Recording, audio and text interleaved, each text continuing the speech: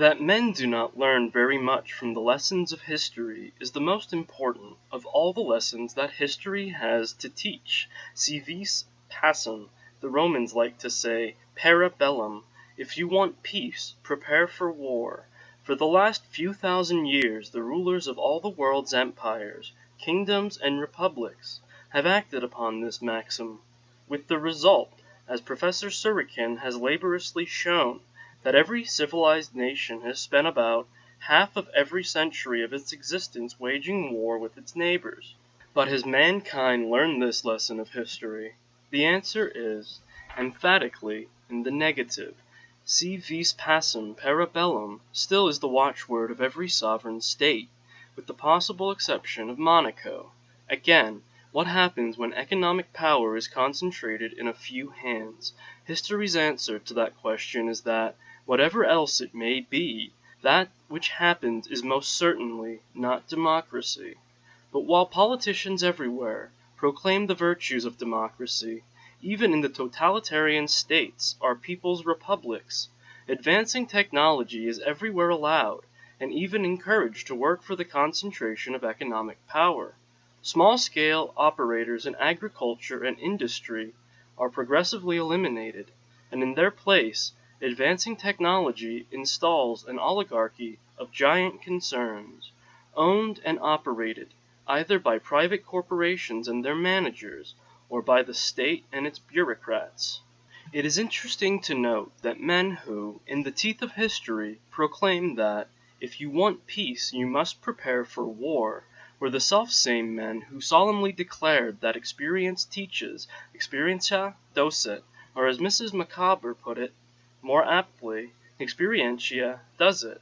But as a matter of brute historical fact, experientia generally doesn't. We go on doing what our own and our fathers' experience has demonstrated, again and again, to be inappropriate, or downright disastrous, and we go on hoping, this time, like Mr. Micawber, that something will turn up, something completely different from anything which, on the basis of experience, we have any right to expect. Needless to say, it does not turn up. The same old mistakes have the same old consequences, and we remain in the same old mess. And even when we do permit ourselves to be taught by experience, as embodied in our own or our society's history, how slow, in all too many cases, how grudging and reluctant is the process of learning.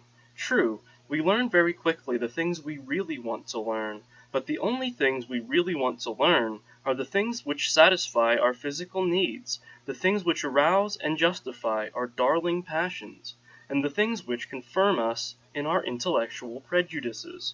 Thus, in any field of science, new facts and new hypotheses are accepted quickly and easily by those whose metaphysical belief happen to be compatible with the new material.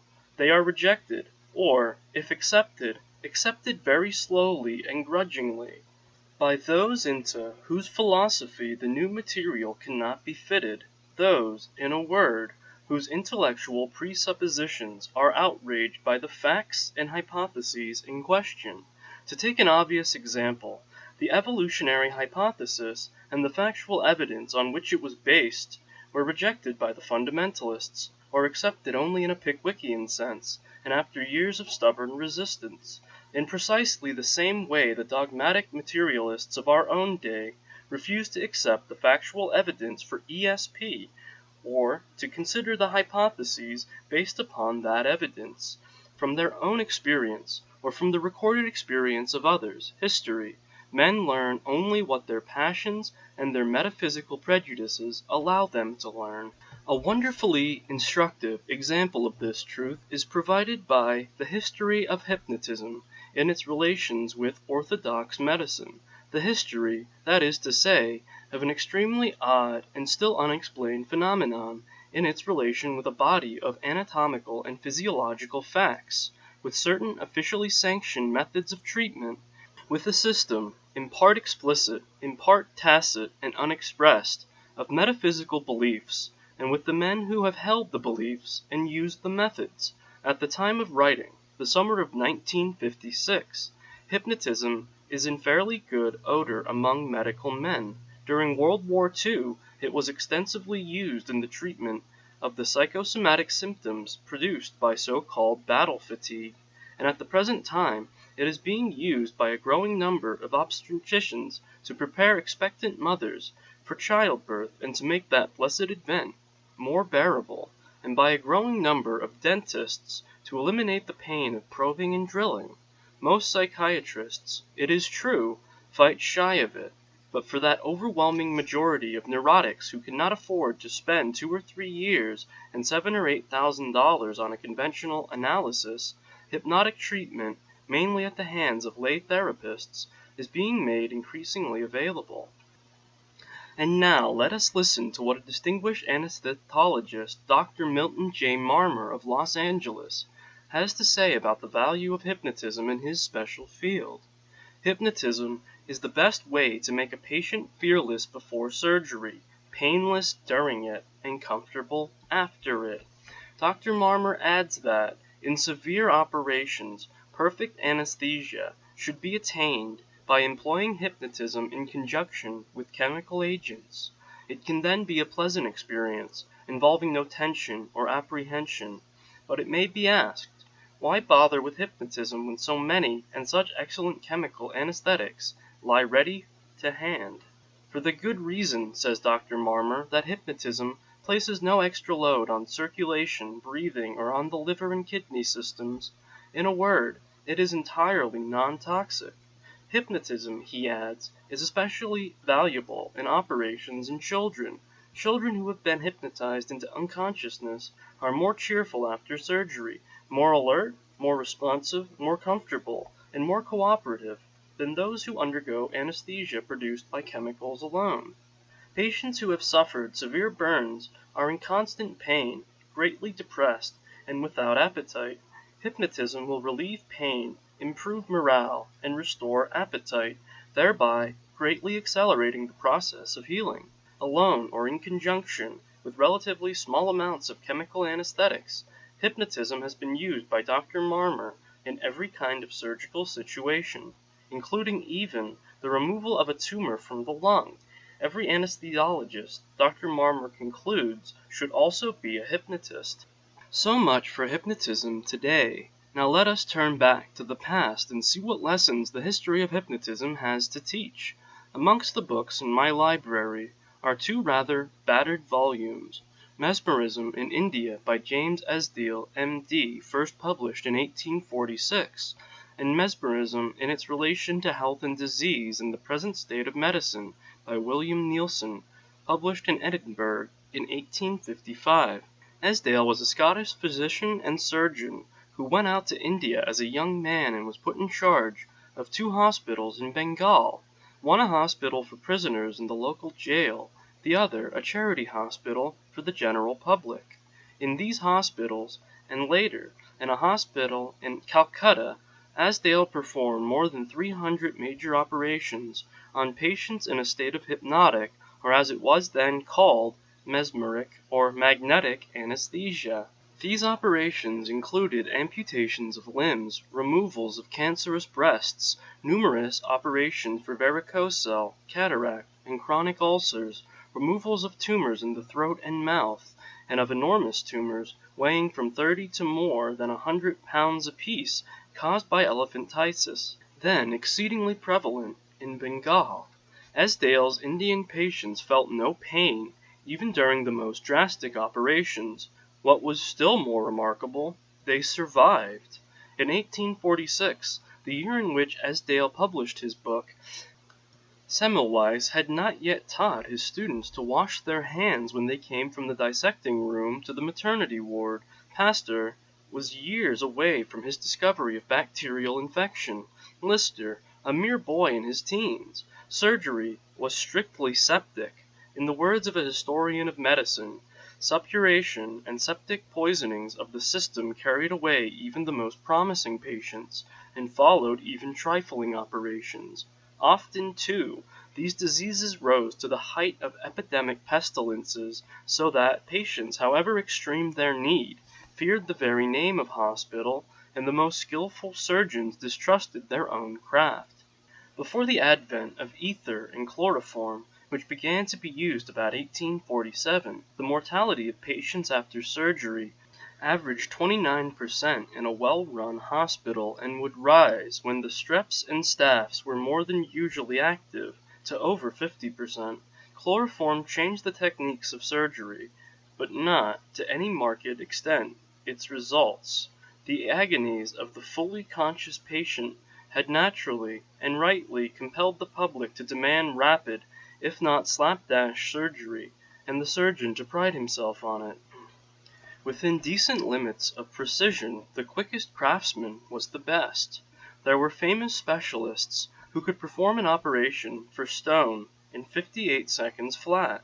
Thanks to chloroform, the surgeon was enabled to be not only as cautious and sedulous as he was dexterous, but also to venture on long, profound, and intricate operations which, before the coming of anesthetics, had been out of the question. But unfortunately, this new enfranchisement seemed to be but an ironic liberty of nature, who, with the other hand, took away what she had given.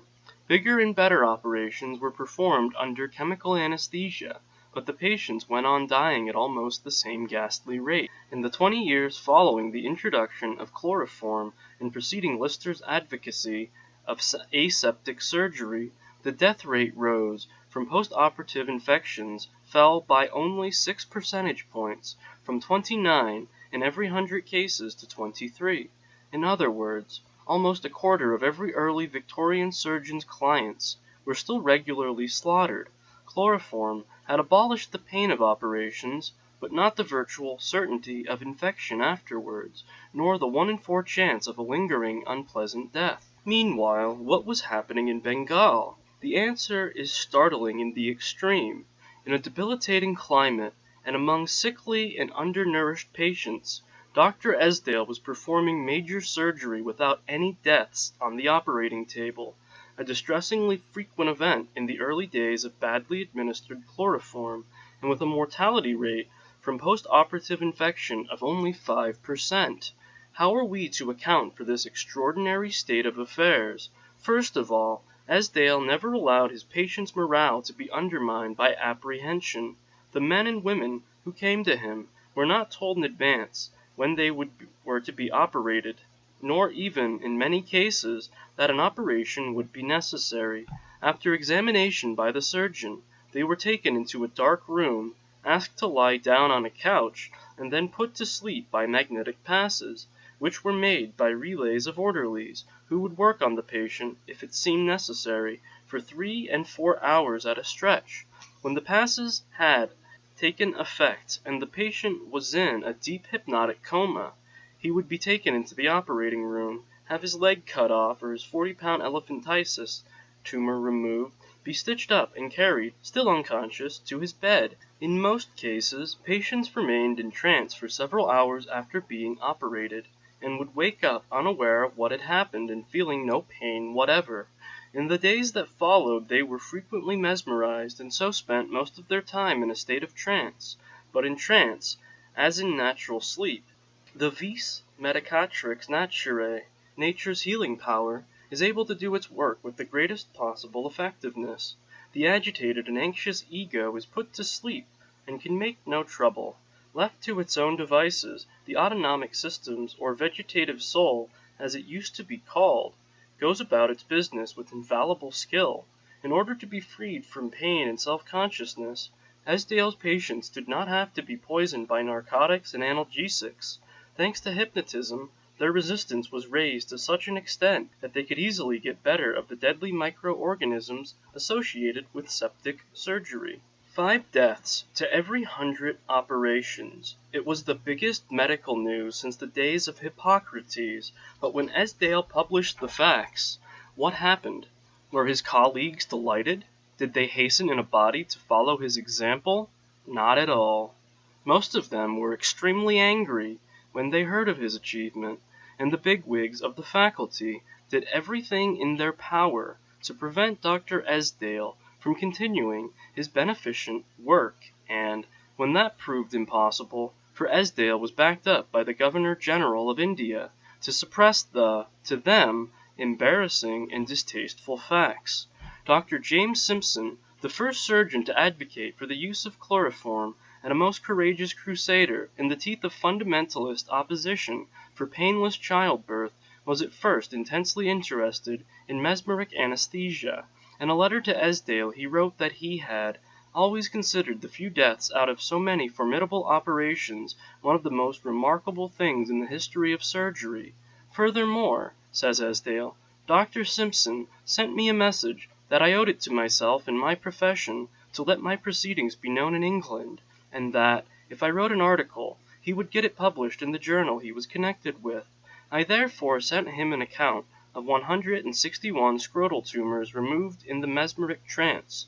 This paper was rejected on the ground that parts of it had appeared in a greatly garbled form in another medical journal. A more general paper was offered, but after some compliments and considerable delay, Esdale was informed that Dr. Simpson's brother editors had declined it as not being sufficiently practical. One of the most remarkable things in the history of surgery is Nielsen's justifiably bitter comment, namely, how to reduce 23% of deaths to 5%, not practical.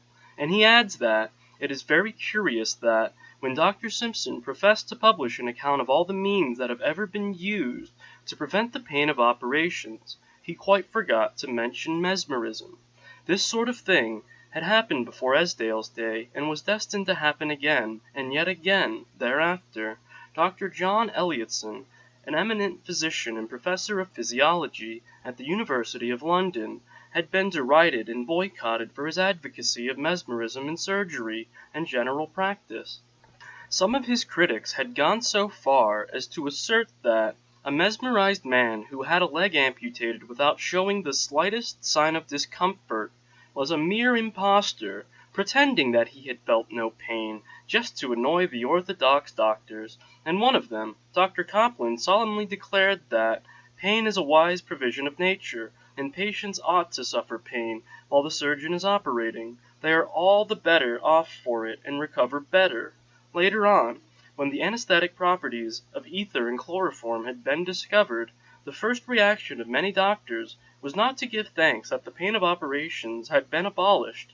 No, their first reaction was to gloat over the discomfiture of mesmerists. "Hurrah!" wrote Robert Liston, the first surgeon to perform an operation under ether. "Rejoice! Mesmerism and its professors have been met with a heavy blow and great discouragement." More soberly, but with equal satisfaction, the official Lancet smugly editorialized, "We suppose that we shall hear no more of mesmerism and its absurdities," and, in effect, the absurdity of a 5% death rate was not heard of again, until Lister discovered that, if the surgeon used aseptic methods, the patient could survive in spite of lowered resistance and systematic poisoning by chemical anesthetics, narcotics, and analgesics. But mesmerism and its absurdities were observable facts, and, in spite of everything, they refused to disappear. It therefore became necessary to legislate against them. For almost half a century after the publication of Esdale's book, any English doctor who made use of hypnotism ran the risk of being hounded out of his profession. It was not until 1892 that the British Medical Association officially admitted the reality of hypnosis and officially sanctioned hypnotic treatment. In France, hypnotism fared better than in England. The first Royal Commission on Mesmerism, of which Benjamin Franklin was a member, had denied the existence of the magnetic fluid, which was supposed to account for the phenomenon of hypnotism, but had not pronounced on the reality of the physical and psychological phenomena induced by mesmeric procedures. The second commission pronounced in favor of mesmeric treatment. The third, dominated by the orthodox party, pronounced against mesmerism. Later, Charcot tried to prove that hypnosis was a form of hysterical epilepsy, but in spite of everything, the practice of hypnotism continued and, at the close of the 19th century, was being extensively used for the relief of pain and the cure of sickness. Today, strangely enough, hypnotism is almost unknown among medical circles in France. It is as though such pioneers as the Bolt and Bernheim had lived and labored in vain. The remarkable successes achieved by those men and their followers have been more or less completely forgotten. These ups and downs in the popularity of hypnotism are characteristic of its history in every country. At one moment, hypnotism seems to be on the point of entering medicine as a widely used form of therapy. Then, a few years later, the public and the professional men seem to lose interest in this kind of treatment, which is either quietly ignored or else denounced as dangerous or vaguely immoral. In the United States, for example, hypnotism enjoyed wide popularity in the years following the Civil War. 3/4 of a century ago, the editor of the American edition of Deleuze's treatise on animal magnetism could write as follows: "Probably there is not a city nor village in North America where there could not be found at this time, 1878, one or more magnetizers. Usually, one is to be found in every family." Very few of these magnetizers were medical men, for most American doctors disapproved of hypnotism almost as heartily as did their British colleagues, but medical or non-medical, the hypnotists existed and were evidently plentiful. By the turn of the century, however, the American magnetizer was already a rare bird, and by the early 20s the species was almost extinct. Today, it seems to be on its way back. Within a few years, if present trends persist, every city and village in North America may have its own medical or dental hypnotist, every family its practitioners of auto-hypnotism and mutual suggestion.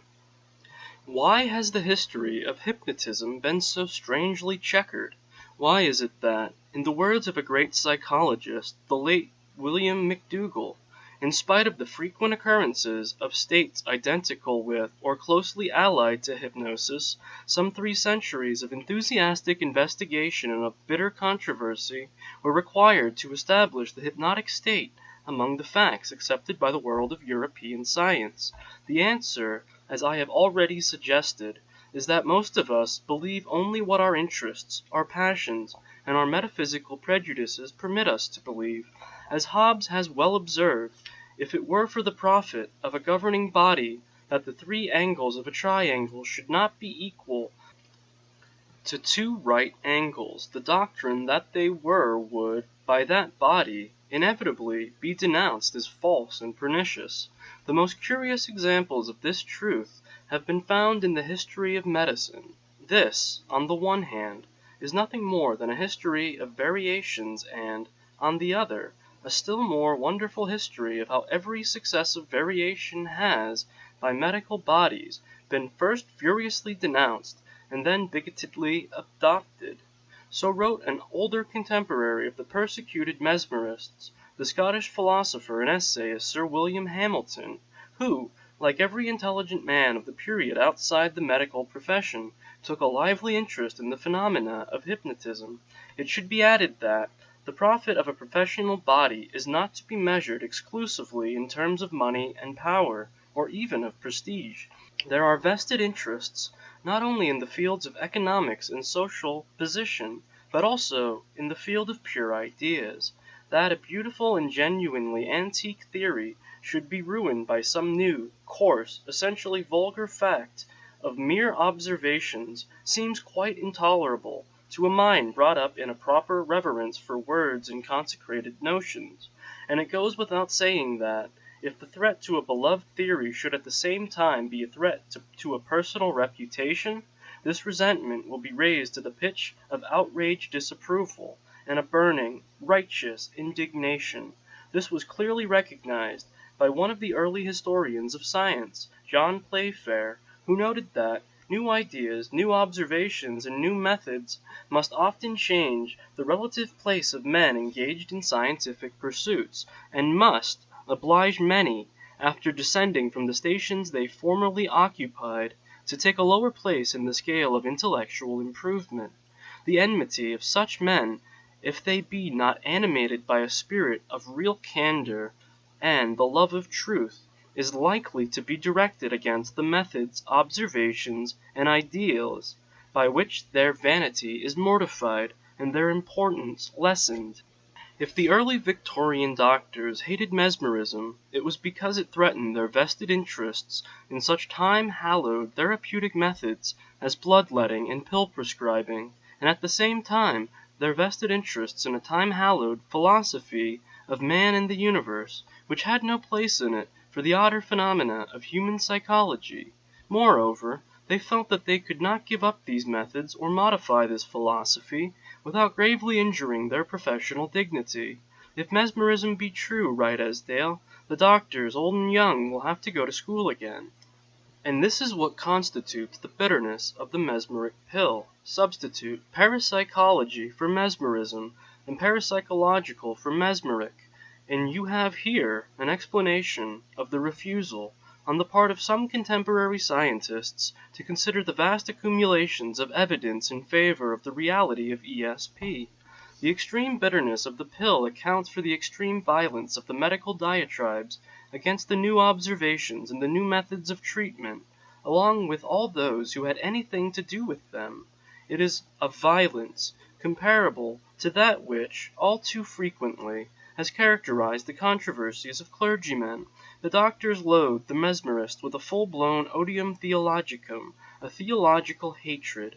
In his volume of 1855, William Neilson quotes many examples of this truly religious intemperance of language, disdaining argument, and paying no attention to facts. The anti-mesmeric contributors of the Lancet and the Medical Times confine themselves exclusively to abuse, while pursuing their frauds among lunatics and fools. Mesmerists give us neither umbrage nor disquiet, but within the walls of our colleges there were mesmerists of the highest scientific eminence at the universities of Edinburgh and London. They are scandalous nuisances and an insufferable disgrace. Eliotson and his followers practice a harlotry which they call science. Worse still, they refuse to bow to the authority of those licensed repositories of ultimate truth, the doctors. Instead, they make their appeal to mere reason and uncensored experience, with the shocking result that they have found enthusiastic supporters in every class of society. The pert folly of the nobility, the weakest among the literary people, high and low ladies, quack clergymen, among whom, it may be remarked, were several bishops and even an archbishop, itinerant lecturers, and exhibiting buffoons.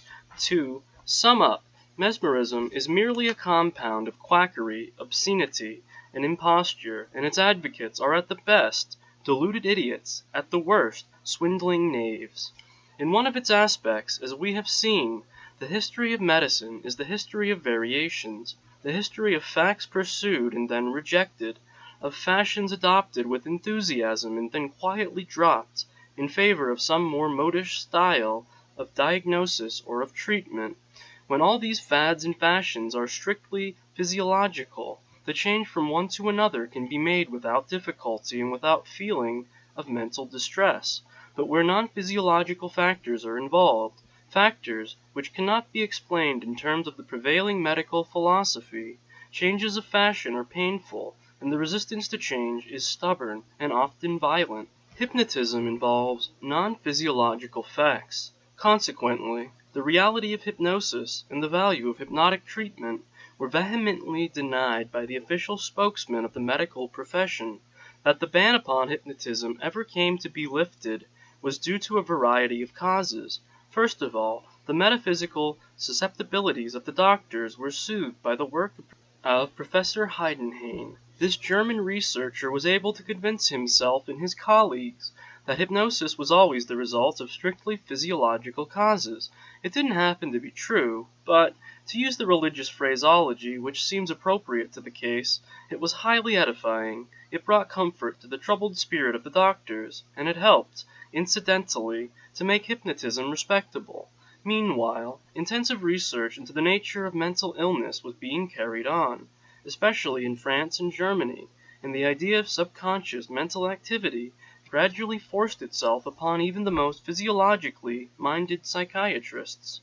Within the enlarged framework of medical philosophy, hypnosis, though still unexplained, began to make a little more sense. But then, fortunately in some ways, unfortunately in others, the great Dr. Freud made his appearance. Freud banned hypnotism from his system of psychotherapy, and, as an entirely illogical consequence of this ban, hypnotism came to be largely neglected in surgery and general medicine, where it is of such inestimable value as a non-poisonous anesthetic, as a raiser of resistance to infection, as an improver of morale, as a promoter of healing, an accelerator of convalescence. Wars tend to stimulate medical advance, at any rate in those countries which have escaped severe devastation. The current revival of interest in hypnotism is in part due to its successful employment in military hospitals. Medicine has now returned to the position once occupied by Esdale and Elliotson. That it should have taken 4 generations to reconquer that position is certainly unfortunate, but better late